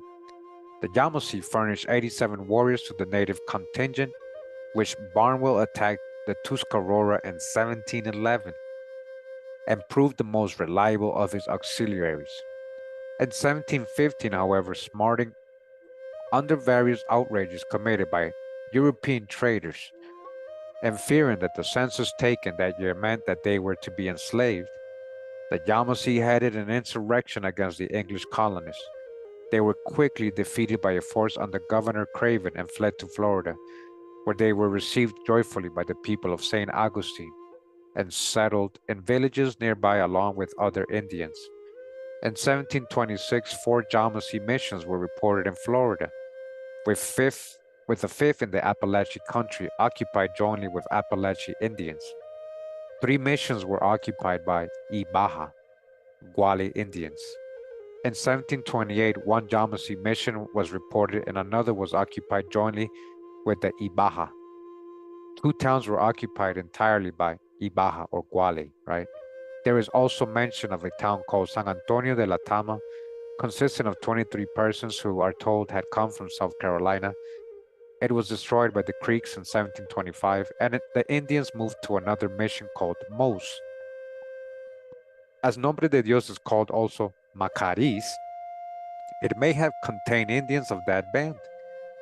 In 1725 and 1728, these villages were raided by the English and their allies, and in the latter years, those around St. Augustine were reduced to 1 by order of the Spanish governor. The greater part of the Yamasee who remained in this part of Florida seem to have retired to the Ocklawaha River and finally to have become incorporated into the Seminole nations. Okay, part of the Seminole Nation. Part of the Yamasee, as we have seen, went to the old Appalachian country from South Carolina, and later on we hear of Yamasee bands near Pensacola and Mobile and along the upper creeks. This last was very likely composed of those who had been living near 2 places mentioned. Probably 2. They were the Emusas, enumerated by Captain Young among the Lower Creek and Seminole bands of the Chattahoochee River, where Omusi Creek perhaps preserves the name. A list of Seminole towns made in 1823 shows that these Yamasee had then moved to Florida, where they were living at the head of the Samulga-Hatchie River, 20 miles north of St. Mark's. Part of these Creek Yamasee may have constituted the Yamacra band found by Oglethorpe on the site of Savannah when he landed there in 1733 with the first Georgia colonists. Most of the Yamacra Indians had come from the Lower Creek towns about 1730 to the Savannah, and their chief Tomochichi had tarried for some time with the Apalachicola. In 1734, Tomochichi, his wife, his nephew, and a few of his warriors visited England and received much attention. All right, that's that famous painting right? And I know descendants of Tomochichi and people in that painting. Black folks, right? He died October 5th, 1739. Later, his people moved to a place called New Jamakra and finally retired to the Creek Nation. All right. And so these are their numbers, right? So again, you want to stop and pause it and read that? Go ahead. Okay. And we're going to move on. Hope you guys enjoying the reading this late night Wednesday. It's not late in the West Coast though. It's only 10 over there. Well, that's pretty late. I know it's like 1 in the morning, I think, in the East Coast. Where I'm at, it's 11 o'clock. And we move on to the Yatasi. This Caddo tribe was reported by Tonti in 1690 to be living on Red River northwest of the Natchitoches, and in one band with the Natasi and Choyi. In 1701, Bienville and St. Denis made an alliance with them. When the post of Natchitoches was established, they were being so hard pressed by the Chickasaw that a part of them sought refuge near, while another part fled to the Caddo Hadacho. Later, they reoccupied their old country, but were very much reduced in numbers and left Louisiana for Texas, along with other Caddo of the section, whose fortunes they subsequently followed. What happened to the Yatasi? Yatasi.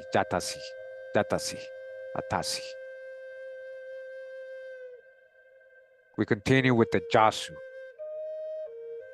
In 1682, these Indians were found living on the river which bears their name. And Tonti's account of the tribe here seems to indicate that they may have been in that place for a considerable time, though there is also a possibility that they had once lived higher up the Mississippi and had come down at about the same period as their congeners, the Tunica. In 1702, they were accessory to the murder of the missionary Foucault, and they and the Coroa were always decidedly anti-French in their sentiments. In 1718, if we may trust Pennicott, as to date, Fort St. Peter was established near their town, and in 1722, a plantation was laid out near it by M. de la Tour in the interest of M. Leblanc, or Monsignor, right, Leblanc, but it was soon abandoned.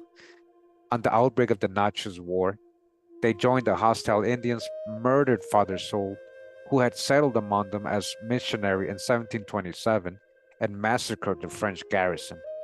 Not long afterward, Charlevoix states that the Quapaw fell upon this tribe, the Coroa and the Tiou, destroying all of the last mentioned and leaving only 15 men of the two others.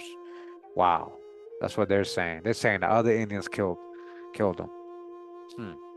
When the Natchez were fortified on Sicily Island, it is said that the Yazoo and Coroa had a fort by themselves, and we hear that they took part in 1731 in the attack on the Tunica. Afterward, they probably withdrew to the Chickasaw or Choctaw, and we no longer hear of them, okay? The two Yazoo towns among the Choctaw may have derived their name from the tribe so-called, but if so, it was in the remote prehistoric past. So then they got the numbers here, as you guys can see. And then they got the Yeopim. The Yeopim people are literally the Weapemeoc, they're saying. So see Weapemeoc, which we already did. It's the same people. So just so you know, they were called Yeopim, a part of them or a branch of them, a clan of the Weapemeoc, Yeopim. And we move on to the Yuchi. The Yuchi is another very well-known tribe. A lot of people know, and we have a lot of good videos on the Yuchi. You know, a lot of deep stuff with the Yuchi. It says these Indians originally consisted of a number of distinct bands, each under an independent name, and we first hear of any of them which certainly under the term Chisca. The people thus designated were living in De Soto's time in the hilly country of eastern Tennessee. De Soto sent 2 soldiers to the province occupied by them, lured by reports that there was a forge there for copper, or other metal of that color, which of course they hoped to be gold. But becoming discouraged at the length of the way and the roughness of the roads, these men gave up the quest. After crossing the Mississippi, De Soto was himself lured toward the north, to a province called Pacaja, because it was said to be near this Chisca. It is probable that these stories were true except for the occurrence of gold, for we find somewhat later that there were two bodies of Yuchi Indians in Tennessee, one on the western flanks of the Appalachians or the Plateau country beyond, the other on Tennessee River just above Muscle Shoals. The second of these was visited by 5 Canadians who ascended the Tennessee in the summer of 1701 and found them between a Chickasaw town and the village of a tribe called Ali. After this date, they seem to have moved up the river to the territory later comprised in Meigs County, where the Yuchi Old Fields preserve the name, and still later to a town on Hiwassee River called Tesistuyi by the Cherokee, but usually entered on the maps as Shestowi. Recent researches by T.M.N. Lewis and his associates render it possible, however, that the valley of the Hiwassee River had been occupied by Yuchi for a long period preceding. In the meantime, the eastern Yuchi had not remained quietly in their home territories. De Soto had merely heard of them, but in 1566 Moyano or Boyano, the lieutenant of Juan Pardo, stormed 2 stockades held by mountain people, one known to have been Chisca and the other probably of the same tribe. Shortly before 1639, some Isicas or Chiscas had reached the frontiers of Florida, and the governor of Florida was endeavoring to settle them at a spot where they could be watched and yet would act as protectors of the province. This is probably the band which settles in West Florida somewhat later. At least in 1674, we learned that 3 Chisca Indians threatened to interfere with the labors of the missionaries among the Chatot, and it was probably they who committed depredations in and near the Appalachian province immediately after this time, and against whom an expedition was undertaken by the Appalachian in 1677, which resulted in the capture of one of their stockaded towns in West Florida and the destruction of many Indians. This band of Yuchi came to be known as the Pea Creek Yuchi, and they later settled among the upper creeks. A second wave of Yuchi appeared on the Spanish frontiers in 1661, and it is probably these who came to live near the present Augusta, Georgia, sometime before 1670, are mentioned by Lederer under the name Outstack, a synonym for Westo, and were visited by Henry Woodward in 1674. War broke out between them and the English in 1680, and the year following a band of Shawnee fell upon them and drove them from the savannah. They then retired to the Okmulgee and still later to the Chattahoochee, where their town appears on many 18th century maps about the mouth of Little Uchi Creek. In 1673, still another body of Yuchi were living in a stockaded town on one of the head streams of the Tennessee, where they were visited by some European men sent out by Abraham Wood. Wood calls them Tomahitans and informs us that an indentured servant, listen, indentured servant, so-called slave, of his name Gabriel Arthur, a European slave, guys, spent some time with them the following year, visiting a Siouan tribe well to the north and accompanying them on a foray against the Spaniards. Some of these were perhaps the Yuchi, who were attacked by the Cherokee at Tisistuyi in 1714 and appear upon Savannah River about Yuchi Island and Uchi Creek north of Augusta in 1715. In 1716, they removed to the Chattahoochee and settled well down the river not far from the Apalachicola, and a band of Shawnee Indians later, probably between 1733 and 1761, they accompanied the Shawnee to Tallapoosa River, settled on the Coosa above its junction with the Tallapoosa, and were associated with the Coasati in 1761. They seem to have extended their settlement as far as McIntosh's Bluff on Tombigbee River about 1763. This is the band which Hawkins found in 1796 living on Tallapoosa River, 1 league above the Shawnee, and in 1799 living with them. The Pea Creek Yuchi from the West Florida had meantime established themselves near the Tukabahchee. Both disappear. Again, here we go again. People just vanish and disappear into thin air. Poof. Both disappear from the records in the 19th century, and we do not know whether they were absorbed by the Shawnee and other Upper Creek people or rejoined their kinsmen. Or how about murder, reclassified, paper genocide, all of that, relocated. The last influx of Yuchi from the north or from the Creek Nation took place sometime after the Yamasee War and resulted in the establishment of settlements of the tribe along the Savannah River from Bear Creek down to Ebenezer Creek, and with settlements at Silver Bluff on the Ogeechee.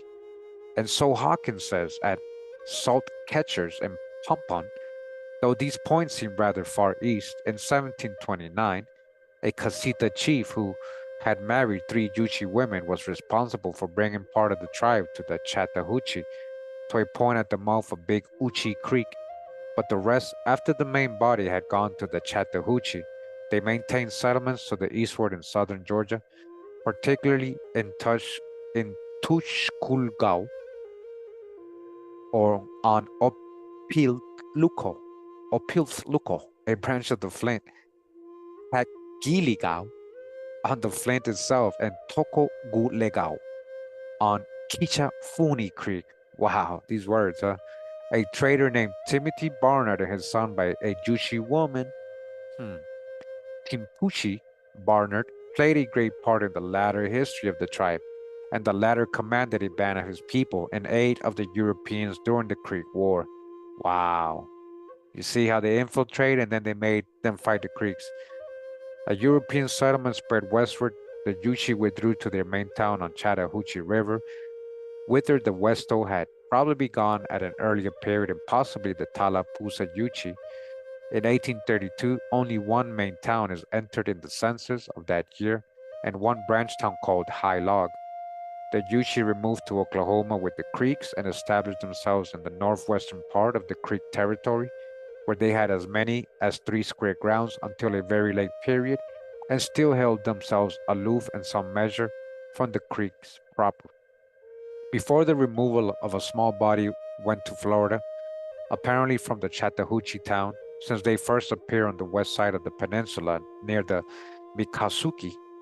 Later, they moved across to Spring Garden, east of Dexter's Lake in Volusia County, and were under a noted chief called Uchi Billy.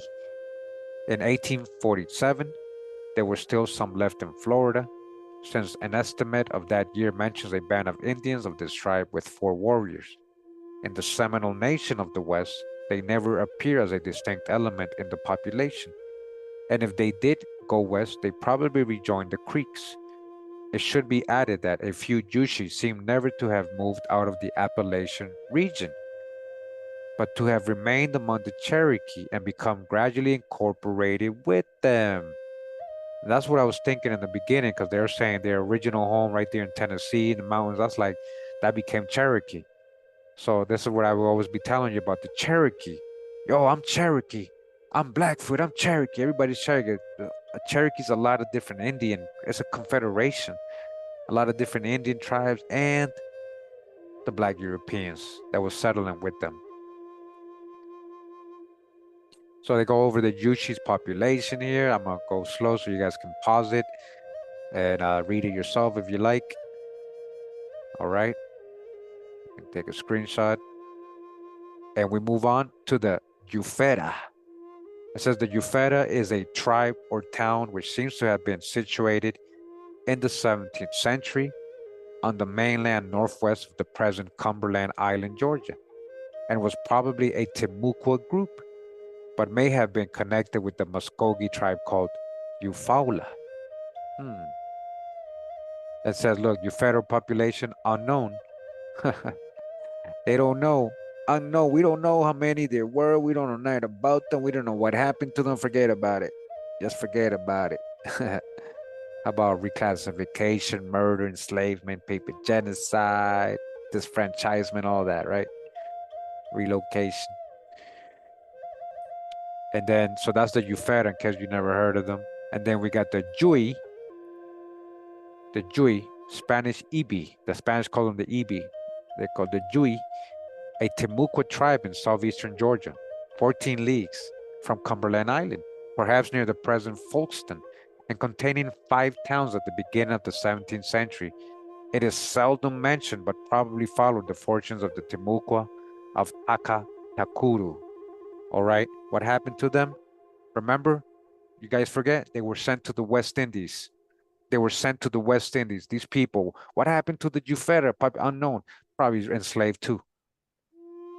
It wasn't Africans, guys. Check out my real slave trade series, guys, so you guys can see the context behind real American slavery, the history, who they were really enslaving, who was being sent from Europe, all that.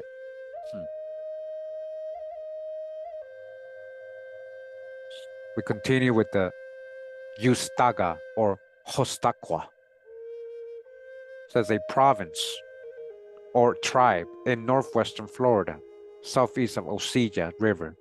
The towns of Osachile and Asile or Aisao and the mission of San Mateo were probably within its territories.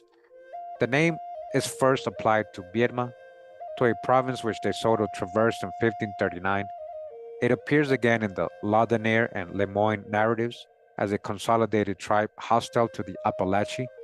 The name appears once more in the form of Ustaqua in a letter dated 1670, but mentioned in operations of the year 1659.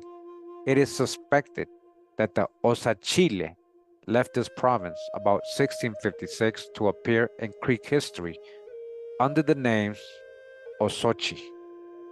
The subsequent fate of the rest of the tribe or province was probably identical with that of the remainder of the Timucua. Again, what happened?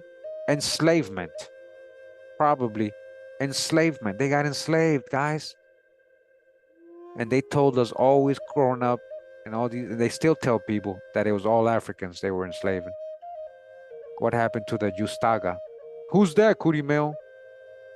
I never heard of them. What happened to the Ufera? I never heard of them either, Curimeo. What are you talking about? Well, that's why you never heard of them, because they got enslaved, man. And turned into Africans. All right. So, guys, we did it.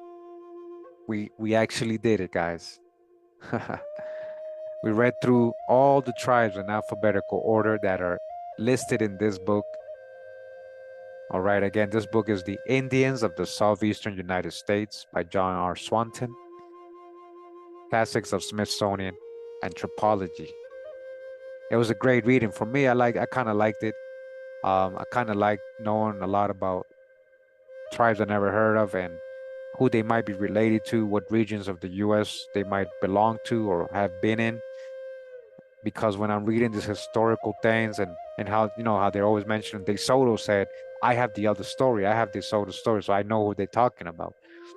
And then when I'm doing people's genealogy, and we end up in certain areas right here stuck and like we're like pretty far back, almost, you know, early 1800s, sometimes even 1700s. I get an idea of what Indians are in the area, you know. So, you know, it's just everything that, you know, it just opens up my eyes to see how they don't really know. They don't really know anything. I mean, they give us brief descriptions of primary sources, but again, we're getting just the perspective of the Europeans and the settlers and everybody else, right? We're not getting all these people's real history from themselves. So either way, I hope you enjoyed this series, The Indians of the Southeastern United States. I hope it helped you recognize some unknown tribes and learn about them and know, and possibly, you know, you might be connected to them through genealogy, through ancestry, you know. You never know. I hope that it helped in that way and you find out that, yeah, hey, actually, I was connected to that tribe that Curimeo read about in that book that I didn't even know existed. So, you know, hopefully that's kind of the outcome of this, you know, that's what I hope. But, you know, I really hope you guys enjoyed it either way, if you're not, you know, connected in any way, but at least you're informed. And you can say, yeah, I heard of that tribe. Somebody actually, hey, you heard of these people? I think so. I think I have. I think I did hear about it in the video in Curimeo. I think I know a little bit about them. A little bit. Appreciate you guys again tuning in all the way to the end, especially this late sometimes. You know, we had a good vibe, no real trolls coming through. I was able to read, and take my time with it and just chill and relax and read, right? Hope you guys enjoyed it. I don't always read the best, but as the years go, I'm getting better and better. You guys are a test like you guys know what I'm talking about because you've been there. You know how I've improved. But again, thank you once again, guys, for being here. You get to watch the whole playlist in order. If you missed some tribes in alphabetical order, but we read through all of them. So pat yourself in the back. Like you guys read a lot. You guys are reading a lot. You're going through books like nothing. Now, there is a lot more in this book that I didn't read. A whole bunch more, just talking about geography and specific stuff and other things. So if you like to go ahead, I have a copy of this book in my Patreon for my Patreon supporters. If you want a PDF copy, if not, you can support the authors or whatever, and just get a physical copy as well. It's pretty good to have. All right. Again, appreciate you guys. I'm gonna go rest now. I ran 4K in the morning.